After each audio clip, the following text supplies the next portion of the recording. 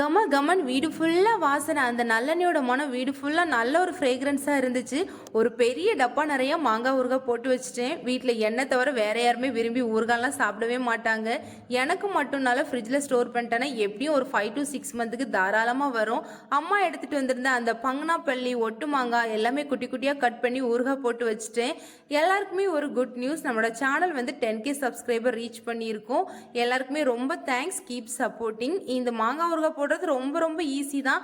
மாங்காவை குட்டி குட்டியாக கட் பண்ணிவிட்டு தேவையான உப்பு அப்புறமா வத்தல் பொடி சேர்த்து நல்லா கிளறிட்டு 1 கிலோ மாங்காய்க்கு 4 ஸ்பூன் கடுகு 2 ஸ்பூன் வெந்தயம் நல்லா ரோஸ்ட் பண்ணி பொடி பண்ணி சேர்த்துக்கலாம். அப்புறமா தாளிப்புக்கு நல்லெண்ணெய், ஊறுகாய்க்கெல்லாமே நல்லெண்ணெய் தான் நல்லாயிருக்கும். 100 ml நல்லெண்ணெய், கடுகு, கருவேப்பிலை, காய்பொடி சேர்த்து நல்லா பொரிஞ்சதுமே ஊறுகாய் கூட சேர்த்து கலந்துட்டு கண்ணாடி ஜாரில் போட்டு 2 நாள் வெயிலில் வச்சு நல்லா ஆஃப் அண்ட் வந்து குலுக்கி ஃப்ரிட்ஜில் ஸ்டோர் பண்ணிட்டோன்னா ஒரு 5 to 6 மந்த்துக்கு தாராளமாக வரும். நம்மளோட ஊறுகாய் வந்து பழைய சாதம் அப்புறமா தயிர் சாதத்துக்கு கூட சூப்பர் காம்பினேஷனாக இருக்கும்.